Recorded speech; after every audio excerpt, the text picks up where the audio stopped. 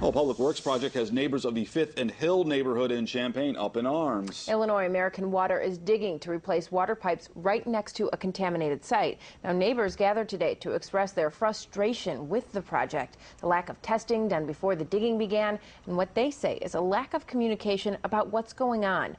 They're digging right next to the 3.5-acre former Ameren manufactured gas plant that is under the Illinois EPA's remediating program. Neighbors can't understand why this project was given the green light.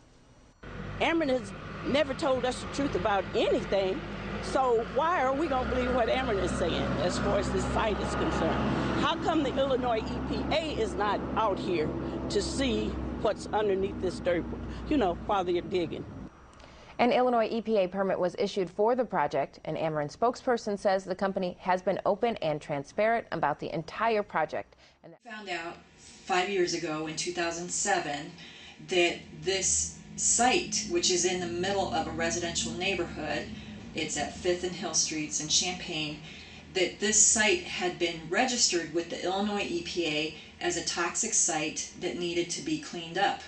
The Illinois EPA was aware of it, and the city of Champaign was aware of it for 20 years before we ever learned about it. And so once we learned about it, we brought the information to the community. We had a big community meeting where residents from the neighborhood came to the meeting and they learned the information about the site, about the fact that it was toxic. It was an acknowledged, registered toxic site that was supposed to be cleaned up, but yet there were no plans to clean it up. And one of the struggles within this larger struggle is that we learned that the groundwater in that neighborhood is contaminated with these toxic chemicals, and but Ameren, the company that owns the toxic site, did not have to clean up the toxic groundwater. And the problem with that is that groundwater can move and spread contamination. This is a very serious issue, and it can affect people a lot further away than just the 5th and Hill. Initially, when we first started working on this, the Illinois EPA's reaction is that there is no problem. You people are just misinformed, and they told us that we were scaring people by providing them with information, that we were scaring people and that there was nothing to be worried about. The Illinois EPA's statement on this issue is that there is, and it's a very carefully crafted statement, I think. It says there is no immediate threat to human health. That's what they keep saying whenever we find more and more information about the toxic contamination and how bad the contamination is. They always say the same thing: there is no immediate threat to human health. Well, the residents are not worried about an immediate threat. They're worried about long-term exposure and what that does to people's health. So the Illinois EPA's reaction has always been to downplay this. The city's reaction has been similar. In terms of the media, I think their initial reaction was skepticism, because we didn't have data in the beginning. We just had concerns, and we kept on raising the concerns. And then the media would talk to us, and then they would go to the Illinois EPA, and the Illinois EPA would present them with scientific-looking explanations.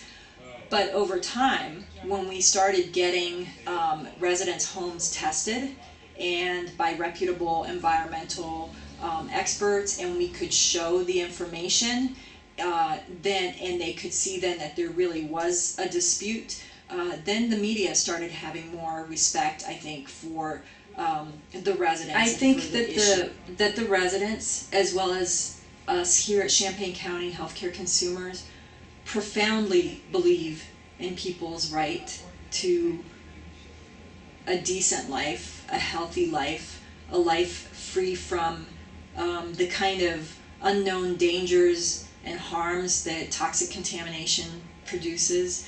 And we are all profoundly committed to seeking justice in this situation, no matter how long it takes. I think the residents' beliefs in their rights to justice, their right to live in a healthy neighborhood, their right to know what is happening to them and what is happening to their children and grandchildren because of a corporation's actions, and their right to fix it no matter what anybody says. I think those beliefs are very, very profound and deeply held. And I think you can see that profound belief and commitment to that belief when you see that this campaign has been going on for 5 years, and we have had some accomplishments in those 5 years. For example, we forced Ameren to start cleaning up that property, and they removed a lot of the toxic soil and replaced it and things like that. But the fight is not over, and yet the neighborhood residents stay profoundly committed to the struggle, and I think that is a reflection of the strength of their belief. We're going to turn right on this next street, and we'll be facing directly at the toxic site. And one of the things to know is it looks like a large open field, behind a fence, but it looks like what could possibly be wrong? That's it over there. And I'll park close and we can get out and walk.